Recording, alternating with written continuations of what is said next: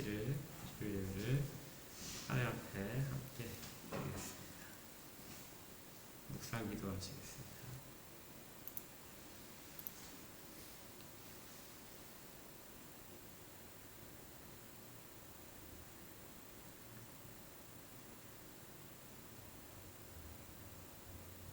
성부와 성자와 성령 하나님을 찬양합니다. 부활을 기념하는 이 주일에 특별히 저희 가운데 은혜를 더하여 주옵소서. 모든 영광 삼일차님께 올려드리기를 원하오며 예수 그리스도 이름으로 기도합니다. 아멘. 찬송가 5장 찬양입니다.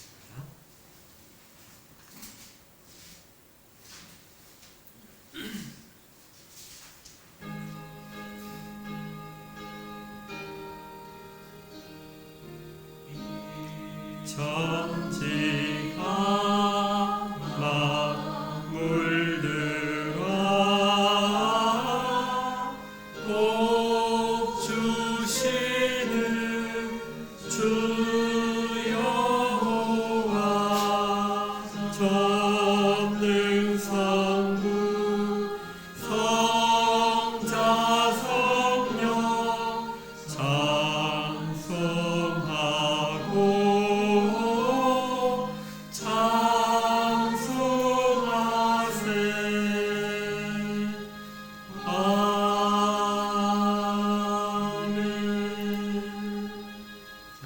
찬양을 하나 더 하겠습니다. 40장입니다.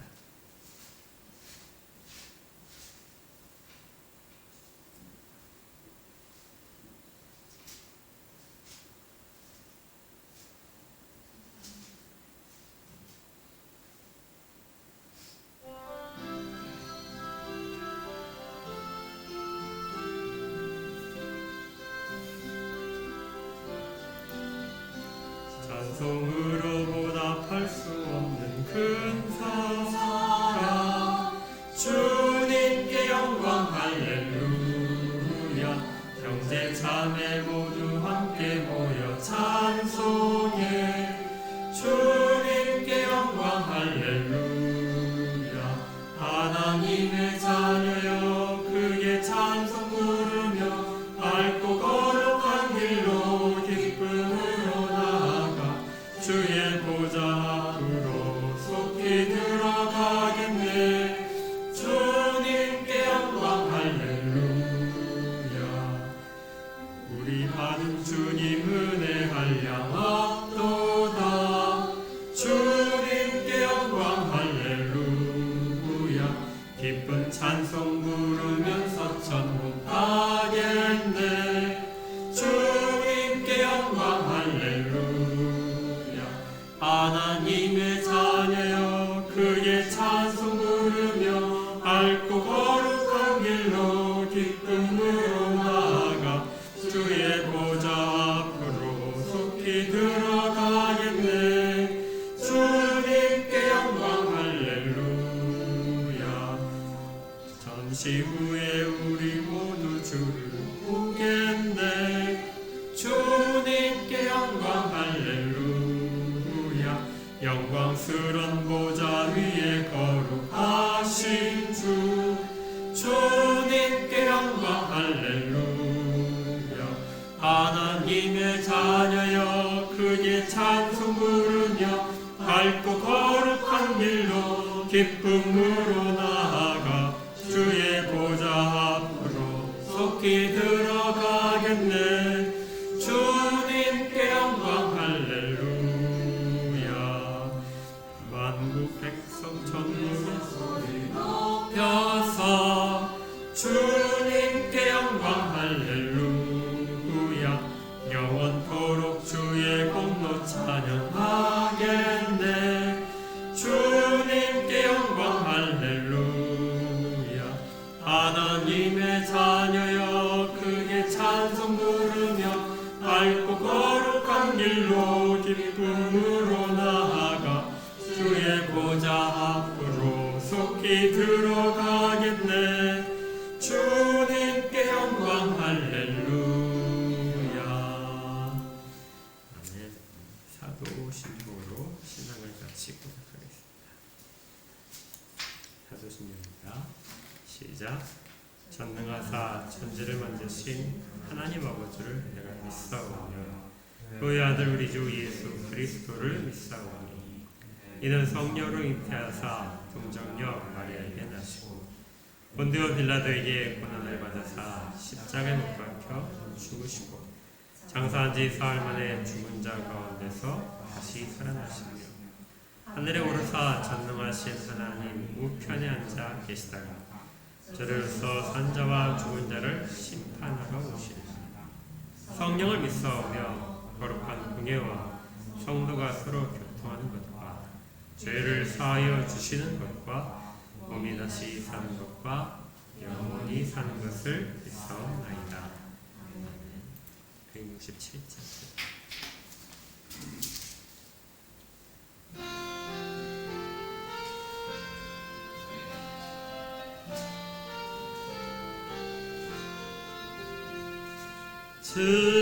즐겁도다 이날 세세의 할망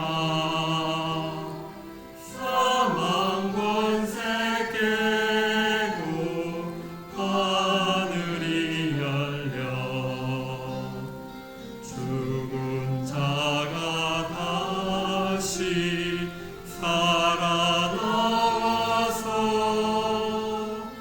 생명의 주 예수 찬송하노라.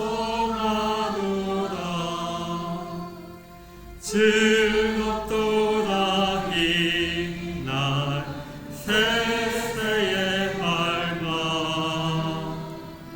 사망 권세 깨고 승리하셨네.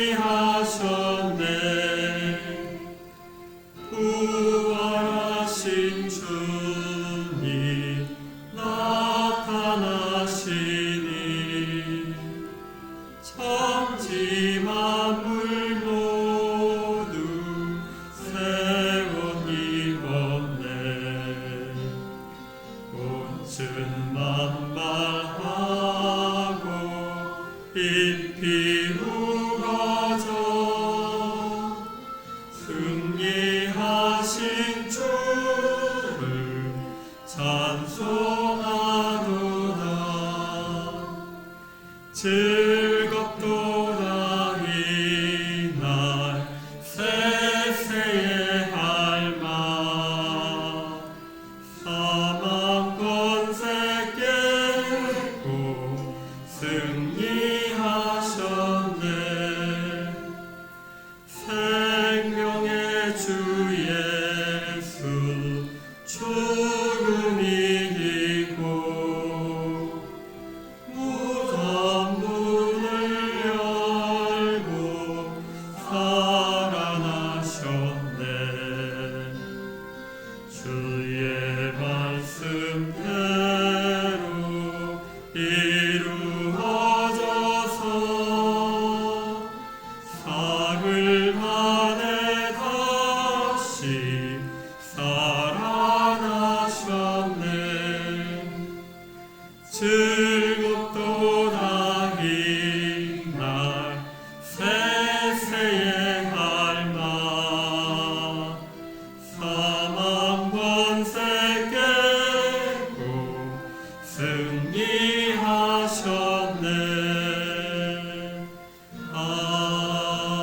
아멘. 함께 기도하겠습니다. 하나님 아버지께 찬송과 영광을 올려드립니다. 성자 하나님이 죽음 가운데서 부활하신 그 날을 기념하며 저희들이 주 앞에 무효 예배드리오니 저희들의 예배를 받으시고 주께서 예배하신 모든 은혜들을 저희들 가운데 더하여 주시옵소서. 함께 이 가운데 모여 예배케 하기 위하여 각자를 다 구원하시고 각자의 삶 속에 개입하셔서 이 시간에 모일 수 있도록 시간과 여건들을 허락하심을 감사드립니다.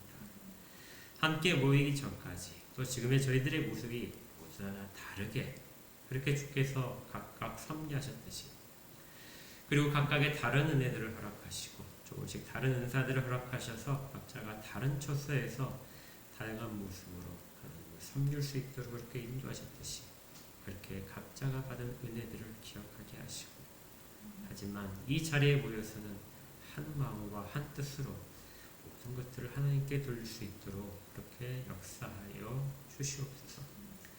삶의 부족함과 탄식에 있어서 하려는 영혼들 가운데 은혜를 더하여 주시옵소서. 주께서 주의 백성들의 아픔을 모른 채 외면하시지 않겠다고 하셨사오니 주께 부르짖는 모든 영혼들의 그 기도 가운데 응답하시고, 사망을 이기신 주님께서 저희들의 아픔마저도 다 이기게 하실 줄을 믿사오니 주께 구하는 영혼들마다 응답받을 수 있도록 그렇게 도와 주시옵소서. 이 땅의 어두움에 탄식하는 영혼들이 있다면 그 영혼의 기원을 특별히 받으시고 주의 백성들을 보호하시고 또 마지막 날까지 지켜주시옵소서. 그리고 이 땅이 회복되는 것을 소망하는 자들의 기도가 있다면 하나님께서 그 기도 가운데 응답하셔서 이 땅을 회복시켜 주시옵소서. 많은 일들을 주 앞에 구하면서 가장 중요한 하나님께 영광을 돌리는 일들을 잊지 않게 하시고, 어디에 있든지 하나님의 자녀로서의 명예를 가지고 이미 구원받은 자로서 구원의 길을 가는 자랑스러운 자들이 되도록 능력과 능력을 더하여 주옵소서.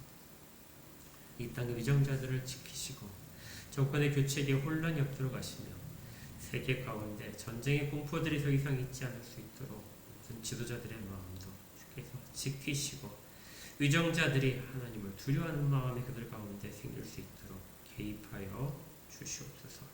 그래서 상처받은 영혼들이 치유받고 모든 공포들이 물리쳐지는 부활의 순간을 경험하도록 역사하시기를 구합니다.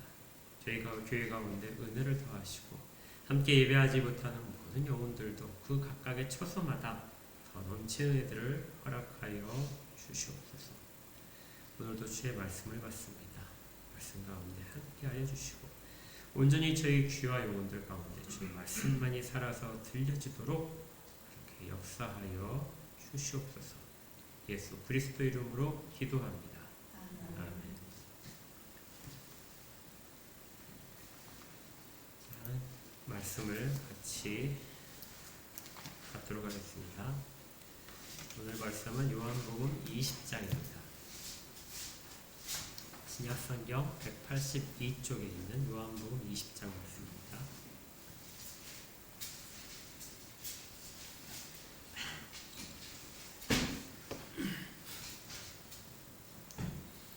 요한복음 2장 1절부터 18절까지 말씀 교대로 읽으면서 하나님의 말씀을 받도록 하겠습니다. 제가 1절을 읽겠습니다. 안식 후 첫날 일찍이 아직 어두울 때 막달라 마리아가 무덤에 와서 돌이 무덤에서 옮겨진 것을 보고 시몬 베드로와 예수께서 살아가시다 그 다른 제자에게 달려가서 말하되 사람들이 주님을 무덤에서 가져다가 어디 두었는지 우리가 알지 못하니까. 베드로와 그 다른 제자가 나가서 무덤으로 갈새 둘이 같이 다름질하더니 그 다른 제자가 베드로보다 더 빨리 달려가서 먼저 무덤에 이르러 구부려 세마포 놓인 것을 보았으나 들어가지는 아니하였더니 시몬 베드로는 따라와서 무덤에 들어가 보니 세마포가 놓였고 또 머리에 쌌던 수건은 세마포와 함께 놓이지 않고 딴 곳에 쌌던 대로 놓여 있더라. 그때 무덤에 먼저 갔던 그 다른 제자도 들어가 보고 있더라. 그런 성경에 그가 죽은 자 가운데서 다시 살아나야 하리라 하신 말씀을 아직 알지 못하더라. 그 제자가 자기들의 집으로 돌아가라.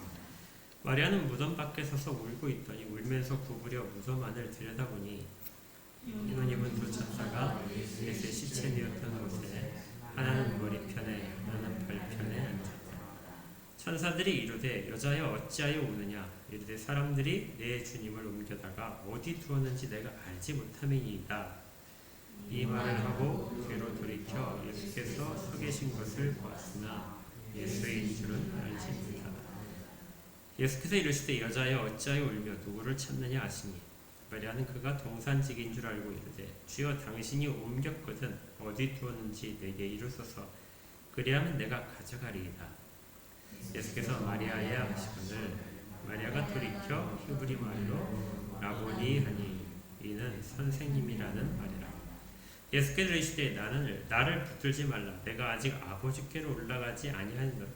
너는 내 형제들에게 가서 이르되 내가 내 아버지 곧 너희 아버지 내 하나님 곧 너희 하나님께로 올라간다 하라 하시니 막달라 마리아가 가서 제자들에게 내가 주를 보았다 하고 또 주께서 자기에게 이렇게 말씀하셨다 이르니라.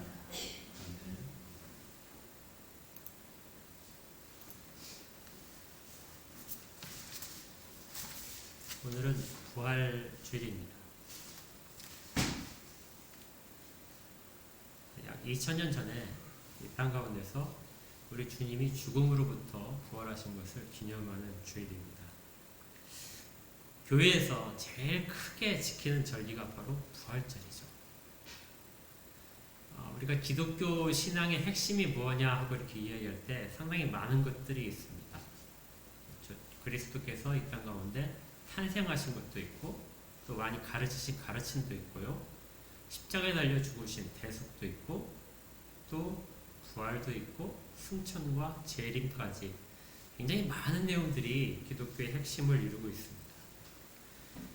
그런데 이제 이 중에서 성경에 나와 있는 내용이지만 이 중에서 복음서에서 다루고 있는 내용은 어디까지냐면요. 그리스도께서 이 땅 가운데 육신을 입고 오신 부분부터 이 땅 가운데 사역을 하시고 십자가에 달려 죽으시고 부활하신 것까지가 복음서에서 기록된 내용입니다. 그러니까 우리가 복음이라고 하는 것 자체를 보게 되면 복음이라는 것이 넓게 보면 상당히 크지만 좁게 보게 되면 복음서에 기록된 그 예수님의 행적들이 복음의 핵심이 되는 것이죠. 그 중에서도 우리가 보통 일반적으로 또 복음의 핵심 중에 강조해왔던 것이 무엇이냐면 십자가에서의 죽으심입니다. 십자가에서 예수께서 우리 죄를 지시고 죽으셨다. 이 부분이 전통적으로 가장 중요하게 여겨졌던 그런 복음의 핵심이라고 되어 있습니다. 이걸 가장 잘 중요하게 설포했던 사람이 바울인데 그래서 바울이 전한 내용들을 다른 말로 십자가 신학이다 이렇게 말을 하기도 합니다. 그런데 성경을 보게 되면 정작 바울은 십자가만큼이나 어떻게 보면 십자가보다 더 강조한 것이 있다면 그것이 부활입니다. 그러니까 바울이 생각하기에 모든 예수님이 행하신 것 중에 가장 중요한 것이 이 부활이다 하는 것이죠. 오죽하면은 사도행전 17장에 보게 되면 이런 이야기가 있어요. 사도행전 17장에 바울이 아테네에 갔습니다. 그리스 아테네에 도착을 해서 복음을 이제 전파하고 있었는데 거기에 대한 기록입니다. 사도행전 17장 18절에 어떤 에피쿠로스와 스토아 철학자들도 바울과 쟁론할세 어떤 사람은 이르되 이 말쟁이가 무슨 말을 하고자 하느냐 하고 어떤 사람은 이르되 이방신들을 전하는 사람인가 보다 하니 이는 바울이 예수와 부활을 전하기 때문이다. 바울이 부활을 얼마나 많이 전했는지 예수와 부활을 전했다 이렇게 사람들이 기록을 하고 있어요. 이 말을 많은 사람들이 이렇게 합니다. 이방인들이 볼 때 바울이 두 신을 전하고 있다. 하나는 예수라는 신이고 하나는 부활이라는 이름을 가진 신이다. 그래서 마치 두 신을 전한다 이렇게 오해할 정도로 바울이 부활을 엄청나게 강조했다는 것입니다. 그러니까 바울의 가르침에 바울이 전했던 모든 복음에 대한 내용 중에 핵심 내용이 부활이었다는 것이죠. 사실 십자가는 사람들이 복음에 대해서 받아들일 때 거부감이 사실은 많지 않습니다. 초대교회 때는 이 십자가를 거부하는 사람들이 굉장히 많았어요. 치욕적인 죽음이기 때문에. 그런데 지금 이 시대에 십자가의 죽음 자체를 거부감을 가지고 받아들이는 사람은 아마 거의 없을 것입니다. 한번 생각해 보세요. 누가 나를 대신해서 내가 갖고 있는 죄의 짐을 다 지고 대신 죽었다. 거기에 대해서 거부감이 드나요? 누가 나 대신에 내가 지금 담당해야 될 빚을 저마다 다 갚아줬다. 그게 거부감이 듭니까? 감사할 일이죠. 근데 실제 지금 세상에서도 다른 사람을 위해서 자기의 목숨을 버리는 사람들이 종종 있습니다. 그런 사람들이 의로운 사람들이고 고마운 사람들이고 사람들이 다 칭찬을 하죠. 그러니까 예수는 다른 사람들을 위해서 자기 목숨을 버렸다.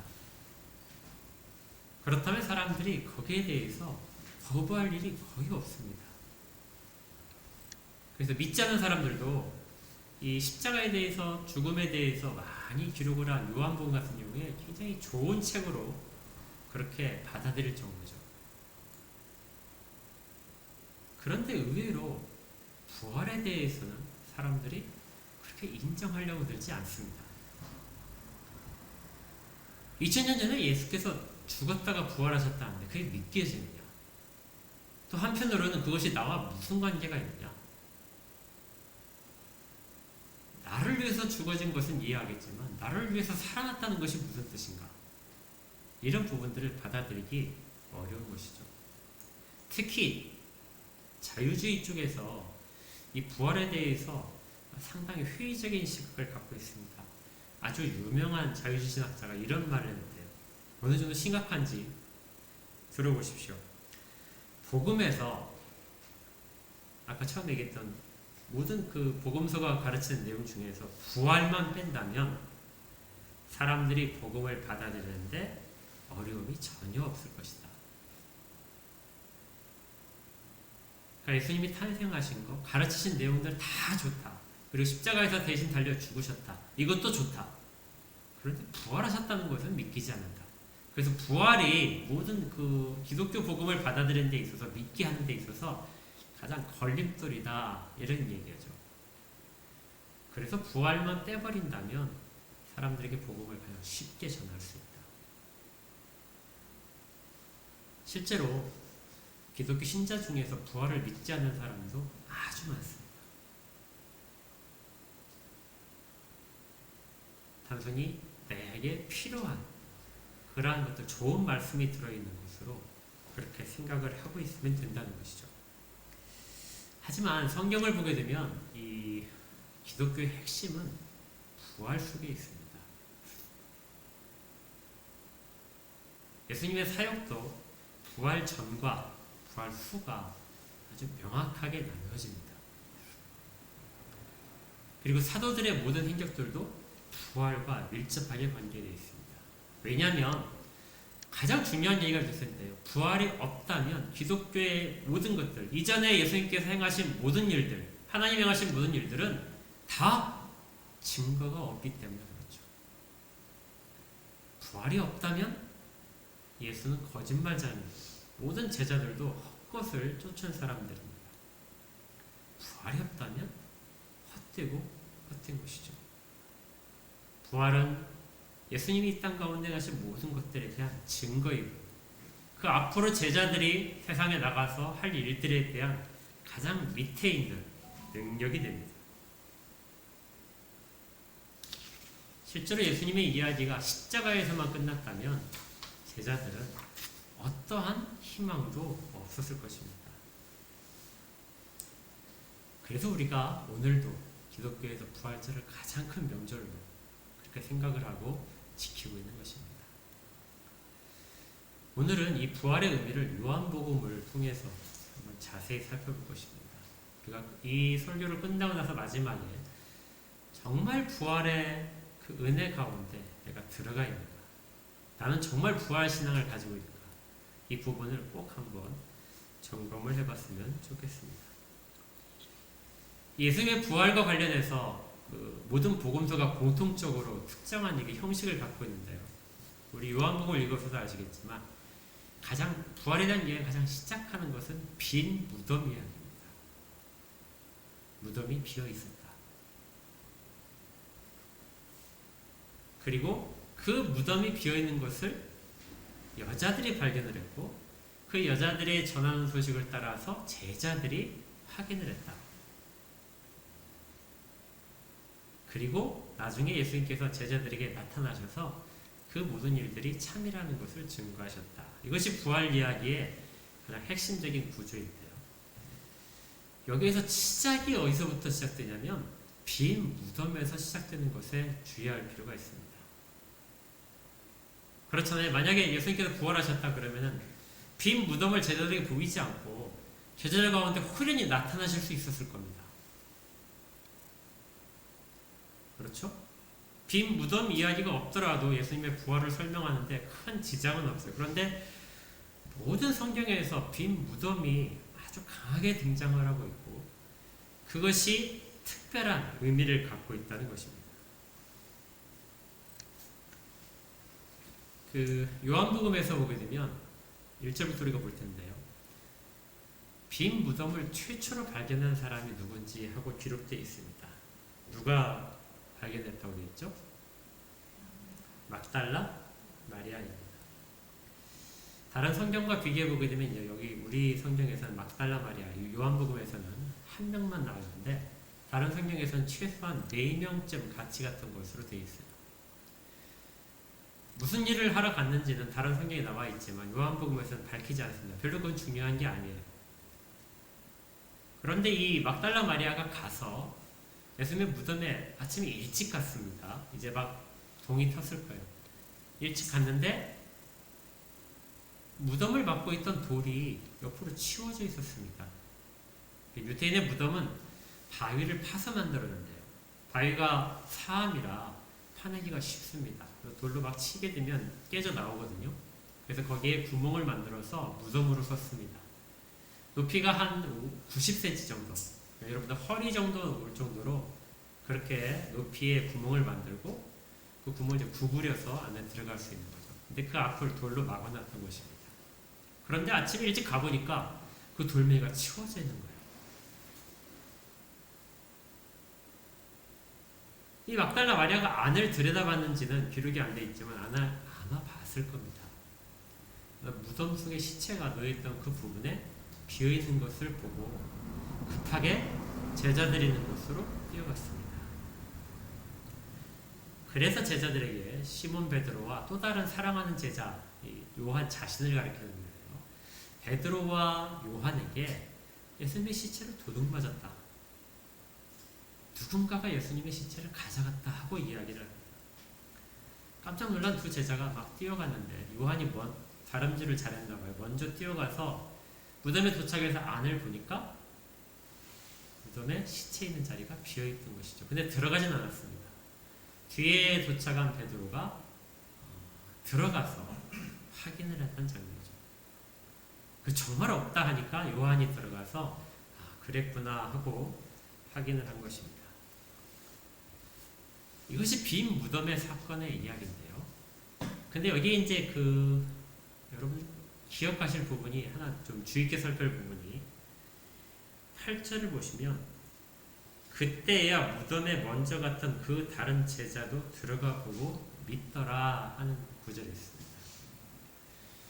요한이 무덤에 들어가서 보고 그때야 비로소 믿었다. 무엇을 믿었을까요?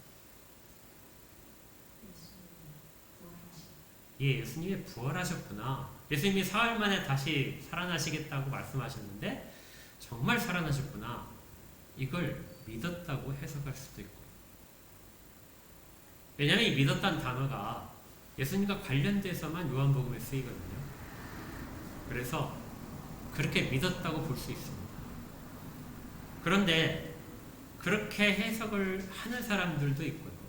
그런 사람들은 9절 말씀을 빼놓은 사본들을 사용합니다. 9절 말씀이 없는 성경책을 사용한다는 거예요. 왜냐하면 9절 말씀에서 뭐라고 되어 있죠?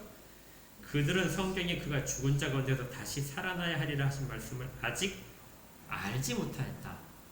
그러니까 믿었다면 이 9절이 들어갈 수가 없죠. 그래서 어떤 성경에는 이 9절이 들어있지 않은 성경도 있습니다. 그렇다면 요한이 예수님이 부활하셨다는 걸 그때 보고 빈 무덤을 보고 믿었다 이렇게 될 수 있는데요. 근데 많은 사본들에는 9절이 들어가 있어요. 특히 중요한 사본들에는 9절이 꼭 들어가 있습니다. 이 말은 무엇일까요?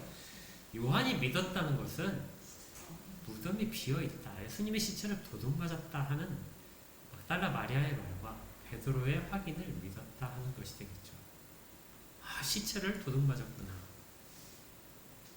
만약에 부활한 것을 믿었다면 요한이 가만히 있지 못했을 겁니다.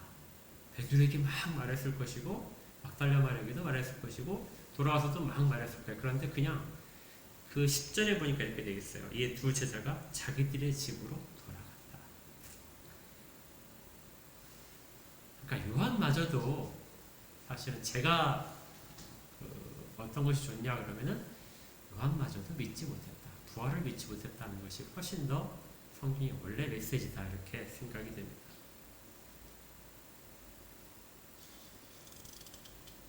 빈 무덤을 보고 나서 세 사람이 지금 보다고 기록되는데요.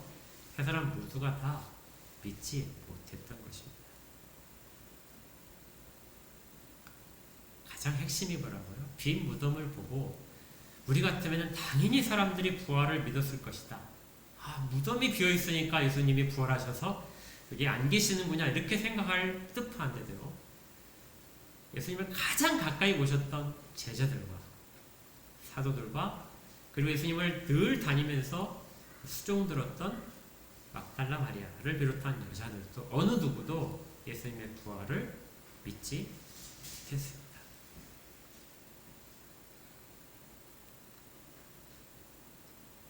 그러면 그들이 부활이라는 것을 전혀 생각지 못했을까요?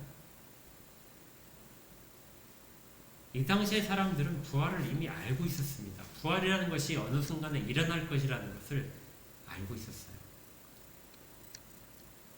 제자들도 그렇고 여자들도 알고 있었어요. 실제로 부활하는 것을 본 적도 있어요. 나사로가 죽은 다음에 살려내신 장면을 본 적이 있죠. 그 장면에서 마르다가 이런 고백을 한 적이 있었어요. 요한복음 11장에 마지막 부활 때 그가 다시 살아나는 것을 내가 압니다. 그러니까 마르다 한 여자도 마지막 마지막 때에는 그가 부활할 것입니다 하고 죽은 나사로에 대해서 예수님한테 이야기를 했다는 것이죠.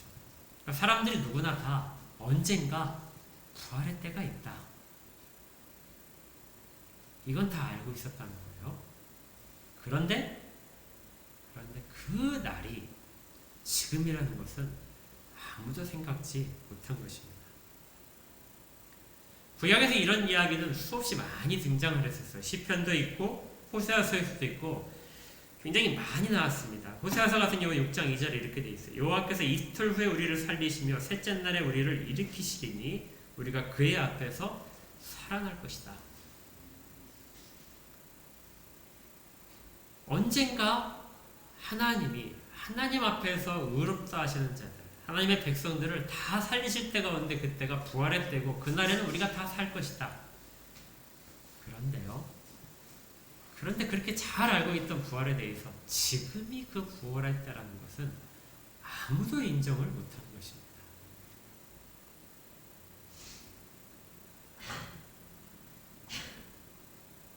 주님이 이 살아나신 이 날이 바로 구약에서 선지자를 통하여 시편을 통하여 계속해서 노래하고 기대했던 그 부활의 때라는 것을 몰랐다는 것이죠.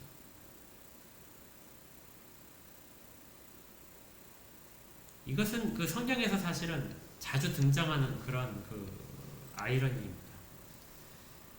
예수님이 탄생하실 때 한번 생각해 보세요. 예수님이 탄생하실 때 예수님이 이 땅 가운데 탄생하실 거 사람들이 몰랐을까요?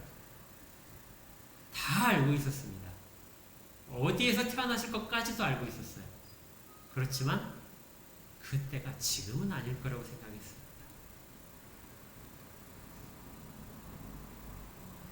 그래서 예수님이 탄생하실 때 유대인들 중에 아무도 예수님을 영접하지 않았던 것이죠. 예수님이 부활하실 때도 마찬가지입니다. 예수님이 부활하신 거에 대해서, 부활에 대해서는 사람들이 다 알고 있었지만 지금 우리 눈앞에서 일어날 것이라는 것을 아무도 예상하지 못했던 것이죠. 기대도 하지 않았던 것입니다. 이게 중요한데요. 똑같은 상황이 재림에 대해서도 우리 가운데 일어날 것입니다. 재림을 모르는 사람이 있을까요? 믿는 사람 치고 예수께서 이 땅 가운데 다시 오실 거라는 거 전혀 들어본 적이 없는 사람이 있을까요? 전혀 없을 겁니다. 누구나 다 들었어요. 그런데 이 땅 가운데 예수님께서 재림하셨을 때 사람들의 반응이 동일할 것입니다. 지금인 줄은 몰랐습니다. 빈 무덤 앞에서 사람들 이런 반응은 우리도 그렇게 반응했을 것 같은 그런 아주 대표적인 사람들의 반응에 속합니다. 그래서 왜 자꾸 사람들은 이렇게 주님의 때를 알 수 없을까요? 눈앞에 보고도 왜 그것이 이루어졌다는 것을 알지 못할까요? 여러분들이 그 당시로 한번 돌아가 보십시오. 여러분들이 제자라면 그 빈 무덤 속에서 여러분들은 무슨 생각을 하셨을까요? 부활하셨다고 여러분들이 그 자리에서 바로 알아차렸겠습니까?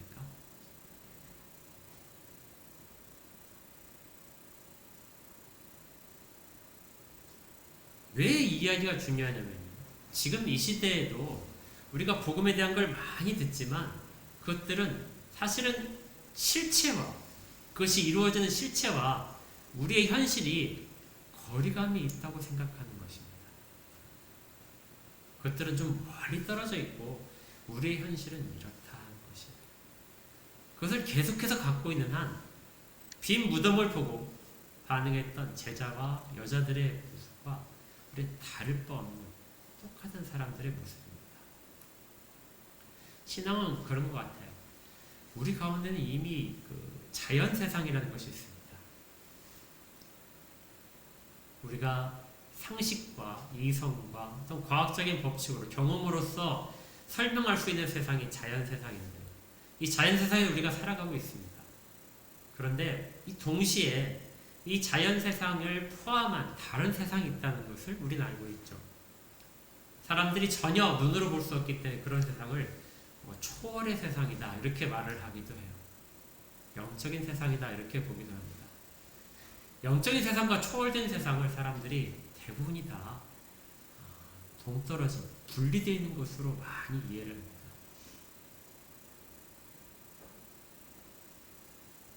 동떨어져 있기 때문에 관계가 없다. 하나님의 세상과 우리가 사는 세상은 분리되어 있다.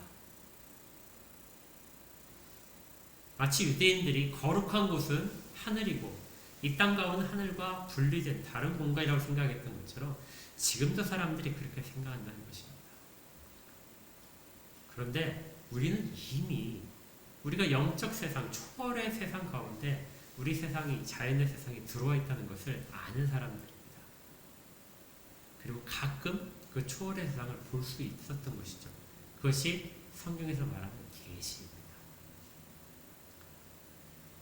다른 세상으로 통하는 문이 열린 것이 아니라 이미 우리를 덮고 있는 진정한 세상의 것들이 이 땅 가운데 자연의 세상 가운데 보여지는 것이 계시고요. 그것들이 사람들이 볼 때는 기적이라고 이야기하고 그 다음에 하나님의 두려움과 영광이라고 표현했던 것입니다.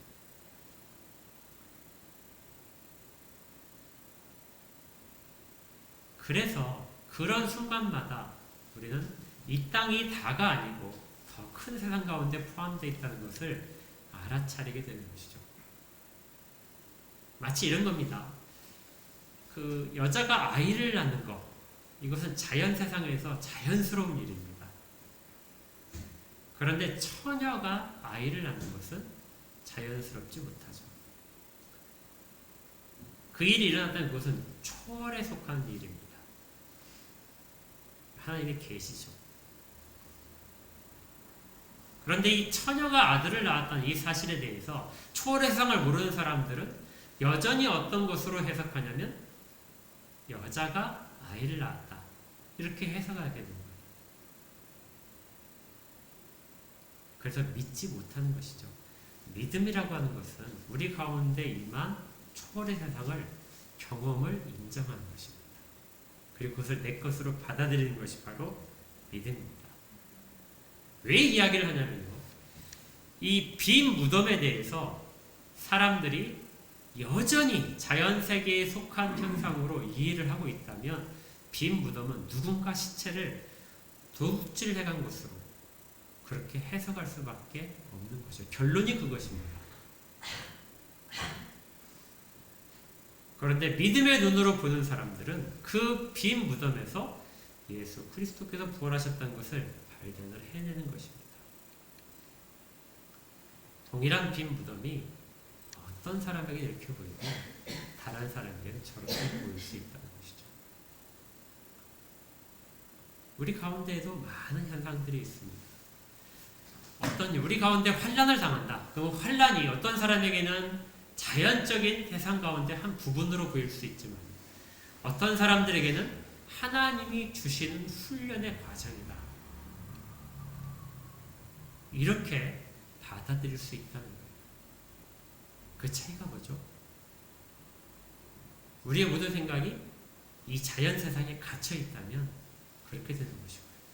자연 세상이 아닌 것들에 열려 있다면 하나님의 하신 일들을 깨닫게 됩니다. 이 빈 무덤 이야기는 여기서 그치는 게 아니에요. 이 모든 사람들이 다 자연 세상에 갇혀서 예수님을 3년 동안이나 쫓아다녔지만 자연 세상에 여전히 갇혀 있는 상태라는 것을 보여주는 겁니다. 자, 그런데 극적인 반전이 일어나요.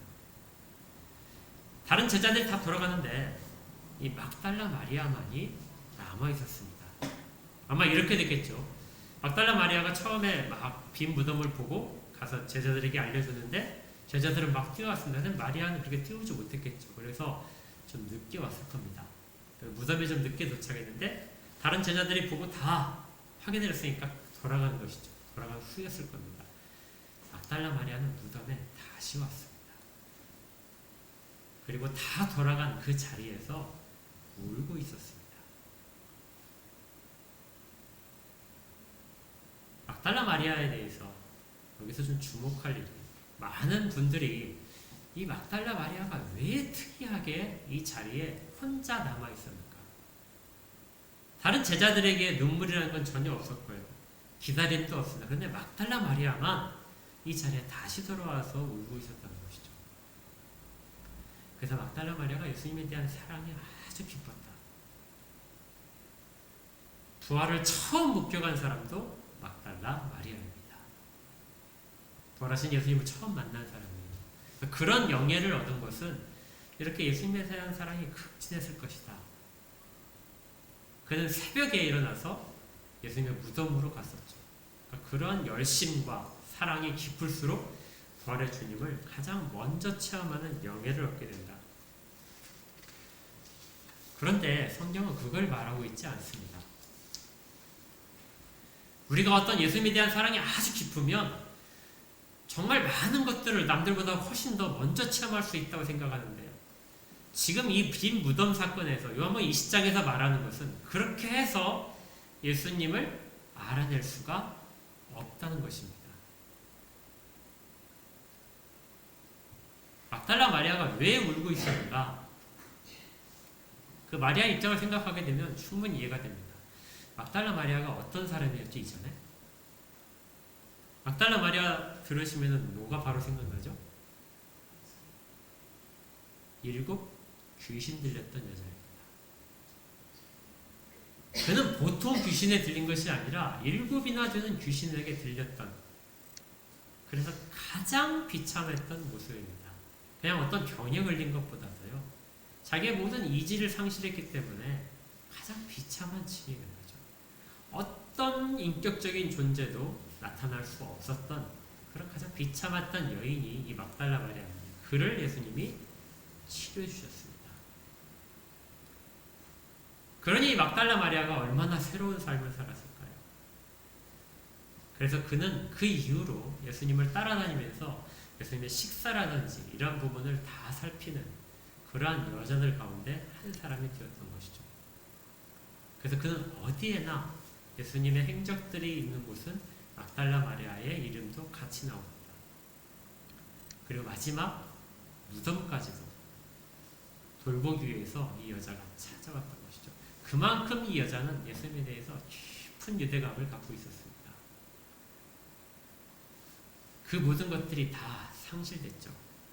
더구나 지금은 어떤 상황이냐면 예수님이 비참하게 죽고 가장 모욕적인 죽음을 당하고 무덤에 안치를 했는데 그 시체를 도둑맞은 상황이라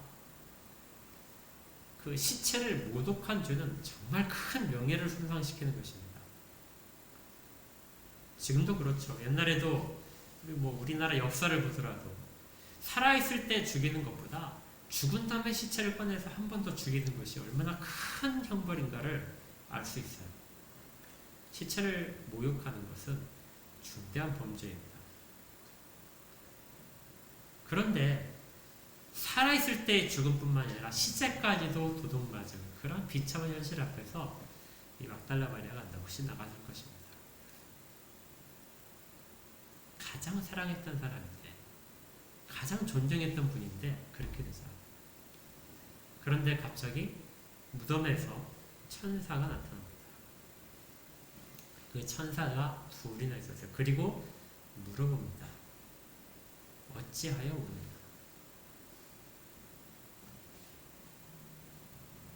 마리아는 사람들이 예수님의 시체를 가져다가 어디다 두었는지 알지 못해서 그렇게 절망적이게 울고 있다. 이렇게 대답을 합니다. 그런데 그때 부활하신 예수님이 나타나셨습니다. 그리고 이렇게 말씀하시죠. 여자여 어찌하여 우느냐? 그리고 누구를 찾느냐? 이 막달라 마리아는 예수님인 줄을 전혀 알아차리지 못했습니다. 처음에 누구라고 생각했어요? 동산지기. 그러니까 그 산을 지키는, 무덤을 지키는 묘직인 줄 알았던 것이죠.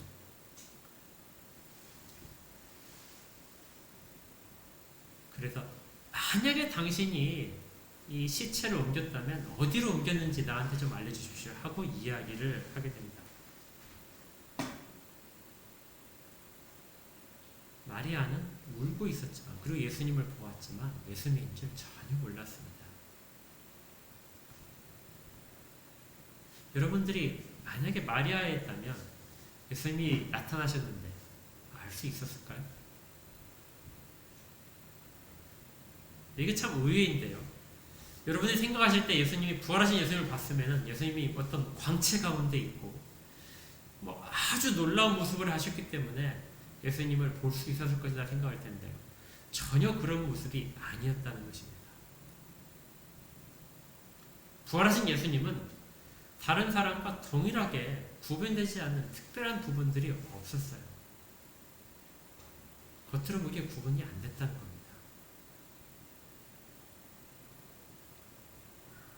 이건 굉장히 중요한데요. 여러분들이 지금 그 부활신앙을 갖고 있고 하나님 앞에서 중생한 자다 이렇게 했을 때에도 여러분이 세상 가운데 오게 되면 세상 사람들 여러분이 중생한 자라고 전혀 알아차리지 못하는 겁니다. 여러분들은 똑같아요. 신앙을 가지기 전과 신앙을 가진 다음의 모습이 차이가 없습니다. 여러분 얼굴 가운데 광채가 날 것 같습니까? 여러분들 얼굴이 갑자기 선해질 것 같아요? 전혀 그렇지 않습니다. 누가 보더라도 동일하다는 거예요. 그런데 막달라 마리아는 예수님을 알아차리지 못했습니다. 언제 알아차렸냐면 예수님께서 다시 한번 이렇게 말씀하셨어요. 마리아야. 이 부르는 호칭을 듣고 나서 비로소 이 마리아는 그분이 예수님이라는 것을 깨달았습니다. 그래서 뭐라고 대답했죠? 히브리 말로 라보이.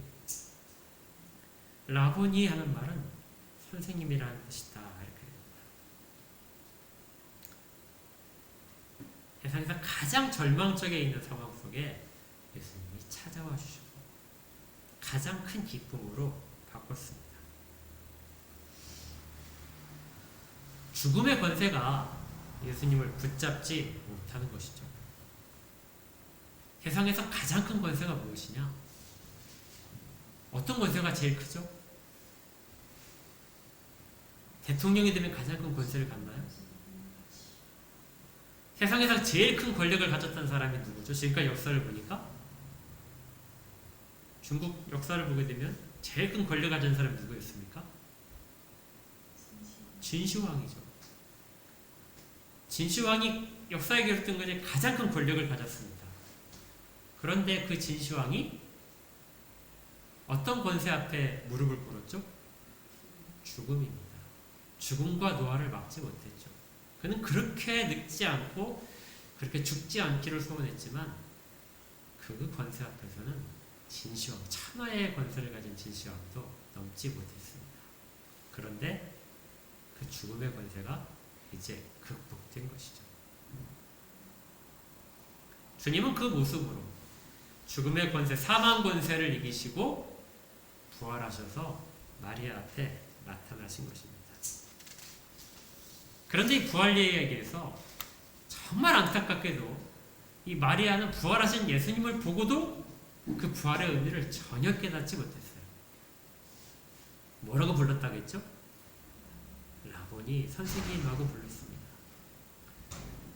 이 선생님이라는 말은 아마 마리아가 평소에 예수님을 불렀던 말인 것 같아요.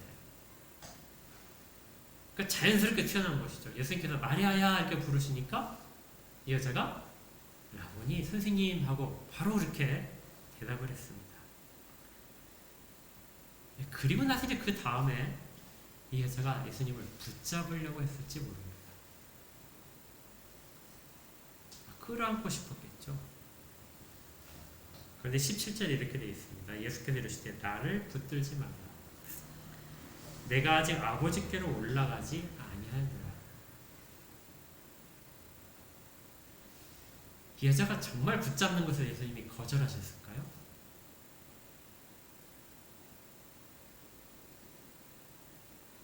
예수님은 나중에 8일째 되는 날에 도마에게 나타나셔서는 도마한테 뭐라고 하셨죠? 옆구리에 손을 집어넣어봐라. 나를 만져봐라.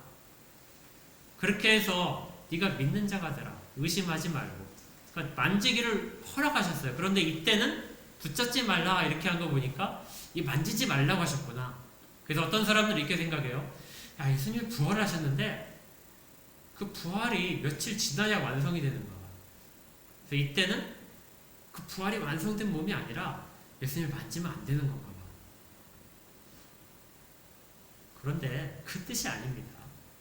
부활하시면 그냥 완전체로 부활하신 거예요. 여기서 뭐라고 되어 있냐면 붙잡지 말아라. 그 다음에 나오는 말이 뭐죠? 내가 아직 아버지께로 가지 않았다. 그러니까 나를 붙잡으면 내가 어떻게 되는 거예요?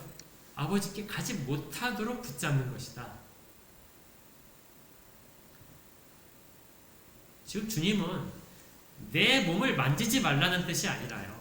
나를 붙잡아 두려고 하지 말아라. 지금 이 마리아가 예수님을 뭐라고 불렀죠? 라보니, 선생님하고 불렀습니다. 이 여자의 소원은 예수님이 자기 옆에 있는 거예요. 이전에 계시던 것과 똑같은 모습으로 제자들 가운데 같이 다니시면서 제자들의 아픔들을 위로하시고 제자들을 훈련하시고 사람들의 겪는 것을 치료하시고 그렇게 하시는 예수님 옆에 이 여자는 계속해서 있고 싶은 것입니다. 이걸 예수님을 붙잡는다고 표현하신 거예요. 사실 예수님이 어떤 일을 하실 때 제자들도 그 일들의 의미를 잘 몰랐습니다. 그래서 예수님께서 내가 십자가를 지어야 될 것이다 이렇게 말씀하셨을 때 제자들의 반대가 있었죠. 그 일이 정말로 예수님한테 일어나지 않도록 내가 하겠습니다. 베드로가 자신 있게 이야기했어요. 그 일은 일어나면 안 됩니다. 그래서 사탄아 물러가라 하는 예수님의 책망을 받았습니다. 사람들은 예수님이 무슨 일을 하실 때 그 의미를 잘 모르고 나와 관계 있는 곳으로만 예수님을 계속해서 제한하려고 들었습니다. 그래서 십자가를 받아들일 수 없었고 사실은 부활한 것 자체도 사람들은 자기와의 관련성 안으로 그 부활을 가둬두려고 하는 것이죠. 예수님이 부활하셨기 때문에 이제 예수님이 죽으실 일은 없습니다. 사람들이 예수님을 붙잡을 일도 없겠죠. 그러면 예수님은 사람들과 제자들과 여자들과 이 땅 가운데를 마음껏 다니시면서 수많은 사람들을 구하실 것입니다. 사람들의 필요를 채우실 것이고 병들을 치료하실 것이고 아픔을 위로하실 것입니다. 막달라 마리아는 그런 예수님 옆에서 행복감을 느낄 수 있었을 것입니다. 마치 뭐하고 똑같냐면요. 아까 우리 나사로의 이야기 잠깐 봤지만 그 나사로가 죽은 다음에 예수님이 지체를 하셨어요. 그리고 나서 도착을 하자 마르다가 뭐라고 했냐면 주께서 여기에 계셨더라면 내 오라버니가 죽지 않았을 것입니다. 이것이 예수님이 사람들 옆에 있어야 될 필요성이라고 생각하는 거죠. 주께서 내 옆에 계신다면 이런 일들, 불행한 일들이 전혀 우리에게 없을 것입니다. 부활하신 예수님을 보고도 사람들의 마음은 여전히 똑같았어요. 주께서 우리와 함께 계시니까 기쁘죠. 더 이상 떠나실 일이 없으니까 죽음이라는 것으로 갈라졌던 이별이 사라지고 예수님이 함께 영원히 계실 거니까 얼마나 기쁩니까? 그래서 주께서 여기 계신다면 앞으로 우리가 당할 일들은 다 하나도 없을 것입니다. 이것이 예수님을 듣지 않는 것입니다. 그런데 예수님은 그 일을 위해서 부활하신 것이 아니에요. 우리가 흔히 부활신앙을 많이 이야기하는데요. 부활신앙은 우리 몸이 다시 나중에 살아날 것이다 하고 가장 좁게 생각을 하게 되면 우리가 나중에 다 부활할 것이다 하는 것이 부활신앙이라고 생각할 수 있습니다. 실제 그 핵심이기도 하고요. 그런데 그렇게만 생각을 한다면 이전에 예수님의 부활에 대해서 믿지 않았다는 사람들이 갖고 있던 부활신앙과 다를 것이 하나도 없습니다. 그게 부활신앙의 핵심이 아니에요. 부활신앙의 핵심은 부활하신 주님이 무슨 의미가 있는가? 왜 주님이 부활하셔야 되고 그 부활하신 주님이 우리에게 어떤 유익들을 끼치시는가? 우리에게 무엇을 요구하시는가 하는 부분이 그 바르게 있는 것이 바로 부활신앙입니다. 부활하신 예수님을 만나고도 막달라 마리아는 부활신앙을 가지지 못했습니다.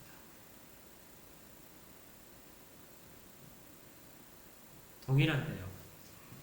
우리가 지금 이 세상에서 지금 현재에서 예수님을 함께 있고 예수님과 같이 동행한다 하면서 여전히 막달라 마리아가 기대하는 그러한 예수님의 상으로만 이해를 하고 있다면 우리 가운데 무엇이 없냐면요. 부활신앙이 없는 것입니다.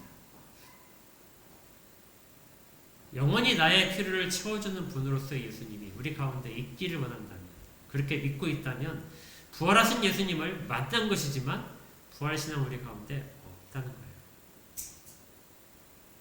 안타깝게도 많은 분들이 부활의 의미를 그렇게 진정한 부활신앙을 가지지 못한 대로 이해하고 있는 것입니다. 그래서 예수님이 이렇게 질문하신 부분이 굉장히 의미 있는 질문이에요. 아까 예수님께서 이 여자 막달라 마리아에게 물었던 질문이 두 가지였죠. 어찌하여 우느냐? 네가 무엇을 상실해서 우느냐? 두 번째 질문이 뭐였죠? 누구를 찾느냐? 막달라 마리아는 누구를 찾고 있었습니까? 예수님을 만나기 전에 그가 찾고 있던 것은 시체가 된 예수님이었죠. 시체가 된 예수님. 과거에 대한 흔적입니다. 근데 지금 부활하신 예수님을 만나고 난 다음에 그가 찾고 있는 것은 자기 옆에 여전히 있어주기를 원하는 예수님입니다. 그만큼이라도 훌륭한 신앙이지만 본질적인 신앙은 아니에요. 너희가 찾아야 될 예수님은 다른 의미였습니다. 요한복음은 그 부분을 이제 도마의 입을 통해서 알려줘요. 예수님께서 8일 후에 다른 제자들이 나타나셨는데 8일 후에 도마가 그 자리에 없을 때 도마에게 나타나셔서 도마를 확인시켜주는 장면이죠. 24절에 12자 중에 하나로서 디두모라 불리는 도마는 예수께서 오셨을 때 함께 있지 아니하였습니다.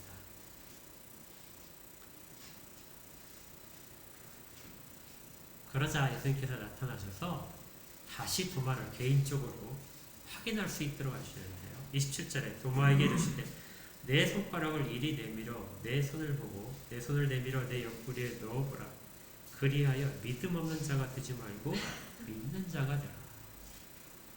그때 이제 도마가 이 손가락을 넣는지 안 넣는지 잘 몰라요. 28절 도마가 대답을 이렇게 합니다. 아주 중요한 고백인데요. 도마가 대답하여 이르되 나의 주님이시요 나의 하나님이십니다. 아마 요한이 이 둘을 직접 대조를 하기 위해서 이렇게 도마의 이야기를 기록한 것 같아요. 부활하신 예수님을 만나고 막달라 마리아가 본 것은 라보니, 라보니라는 뜻은 나의 주요, 나의 선생님이라는 뜻입니다. 그런데 도마의 대답은 전혀 엉뚱했어요. 이전에 어느 누구도 이렇게 대답을 한 적이 없습니다. 나의 주님, 여기까지는 가능해요. 그런데 새로운 호칭이 나왔어요. 뭐라고 나왔죠? 나의 하나님이십니다. 부활하신 예수님은 이제 어떤 호칭을 받으세요? 나의 하나님이라는 호칭을 받으십니다.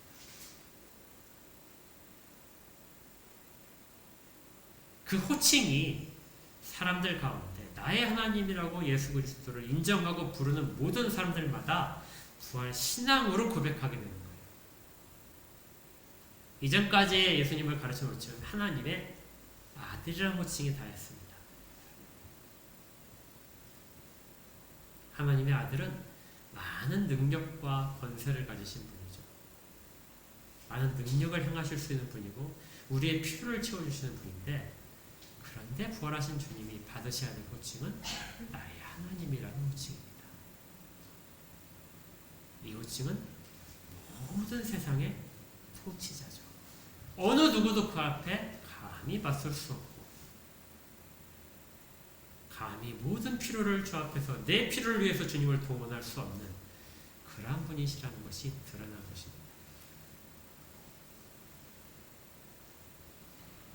그래서 이제 제자들에게는 이러한 신앙생활이 가능하게 된 거예요. 내 필요가, 내가 지금 가장 필요한 것들이 채워지지 않더라도 가장 내게 적합하고 유익한 것이 나한테 주어질 것이다. 그분이 누구라고요? 부활하신 예수님인 것입니다. 이전에 부활하신 예수님을 만나기 전에는 우리의 모든 예수님을 대하는 태도가 어땠다고요? 나의 필요를 채워주시는 분. 내가 부족한 부분들을, 내가 이 땅 가운데 살아갈 때 결핍된 부분들을 채워주시는 분으로서, 내가 이 땅 가운데 흘리는 눈물들을 씻기시고 상처받은 마음들을 위로하시는 분으로서의 예수님을 그렇게 인정하는 것이 부활하신 예수님 전에 이 땅을 사역하신 예수님을 대한 모든 사람들의 태도였다면, 이제부터는 나의 필요가 아니더라도 이 땅 가운데 가장 필요한 것들, 내게 그래서 가장 유익한 것들, 결론적으로 가장 유익한 것을 채워주시는 분으로서, 그리고 가장 거룩하게 나를 이끄실 분으로서 예수님을 인정하게 되는 것, 이것이 부활하신 예수님을 만난 사람의 참다운 모습인 것입니다. 내가 세상을 이겨노라. 세상 가운데 갇혀 있는 것이 아니고 초월에 속한 모든 것들을 다 사람들 가운데 가져다 보여주시는 그분을 인정하는 것이, 이것이 진정한 부활하시는 것이죠.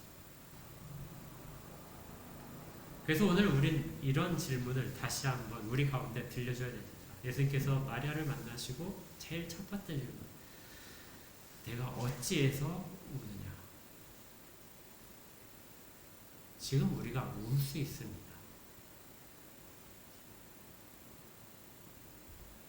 우리 가운데 어떤 결핍된 부분, 우리 가운데 상처가 받은 부분으로 인해서 우리가 여전히 울 수 있습니다.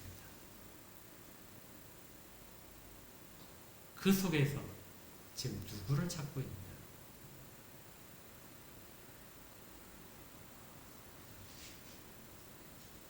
우린 정말 지금 누구를 찾고 있습니까? 부활하신 예수님입니까? 하나님 우편에 앉아서 지금 우리를 통치하고 계시는 예수님입니까? 아니면 나의 필요를 채우기 위해서 내 옆에서 종처럼 딸랑거리며 쫓아다녀야 되는 그런 예수님입니다.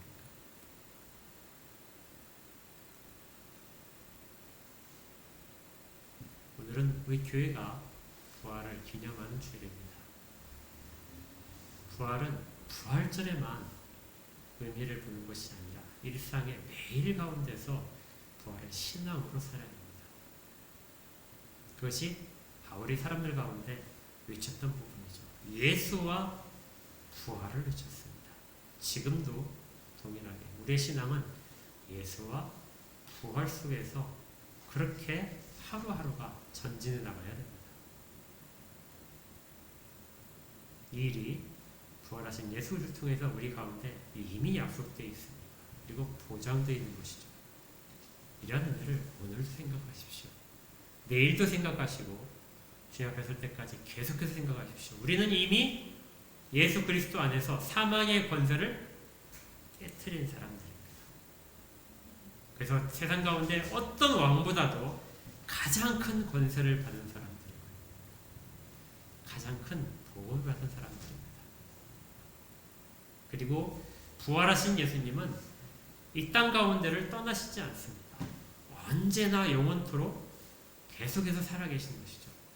그래서 계시록에 보더라도 항상 주님을 묘사할 때, 하나님을 묘사할 때 살아계신 하나님이라는 표현들이 계속 등장하는 것에 유의해서 봐야 됩니다.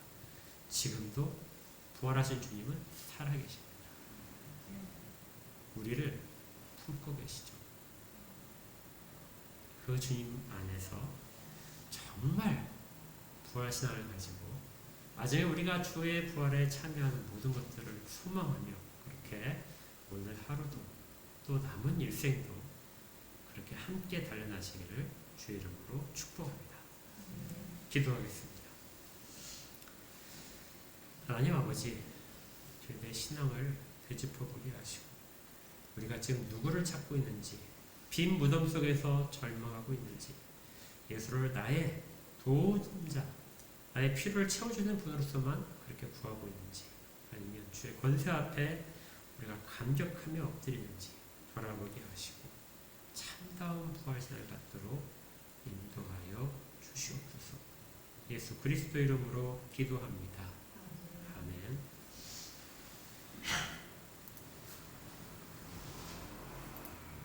찬송가 165장을 찬양합니다.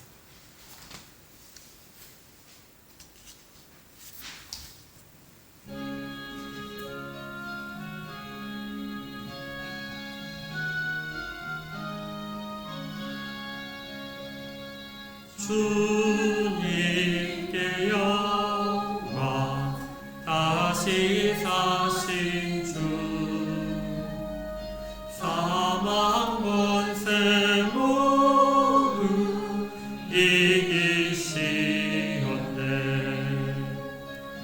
흰 옷 입은 천사 돌을 옮겼고 누우셨던 곳은 비어 있었네. 주님께 영광, 다시 사신 주, 사망 권세 모두 이기시었네. 부활의 주님 나타나시사 두려움과 의심 물리치셨네. 주의 교회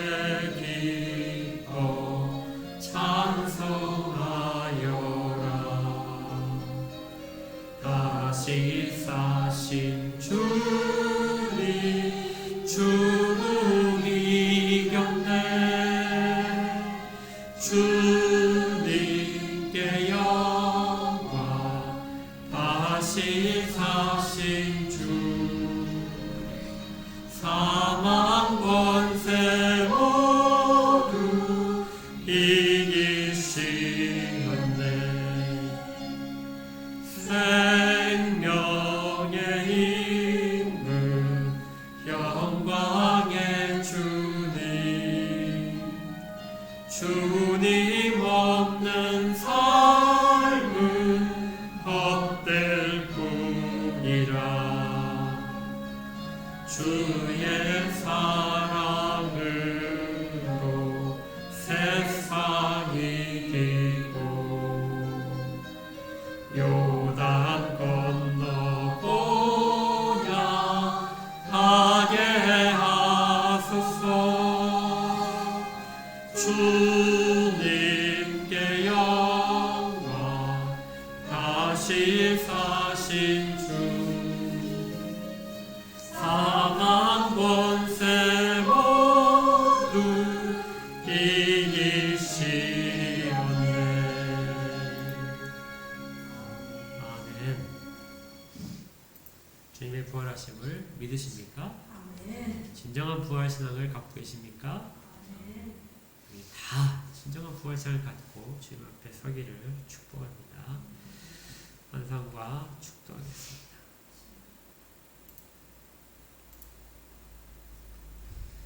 하나님, 저희들을 주의 안에 가운데서 그리스도 안에서 살리시고 또한 하나님 앞에 세우심을 감사합니다. 가장 거룩한 모습으로 살기를 원하시며 이 땅 가운데서 정직하게 살도록 원하시며 땀 흘려 일할 수 있는 직장과 생업들을 주시네 감사를 드립니다. 주 앞에 오늘까지 정직하게 이 땅의 법칙 가운데에서 살아가게 하옵소서. 그리고 모든 수반 성실 가운데 거두는 결실들이 풍성하도록 그렇게 지켜 주시옵소서. 부족함과 궁핍함이 없을 것을 구합니다. 하나님께서 친히 보호하시고 채워주시옵소서. 이제는 우리 구주 예수 그리스도의 은혜와 하나님 아버지의 크신 사랑하심과 성령님이 내주하시며 인도하시고 교통하시는 은혜가 부활주의를 기념하며 부활신을 갖기를 소망하는 그리고 이렇게 다짐하는 모든 자들 가운데 그리고 한빛교회 그리고 이 땅에 지금도 주에 대한 믿음과 부활신을 가지고 매진하는 모든 신자들 가운데 영원까지 함께 있을지어다. 아멘.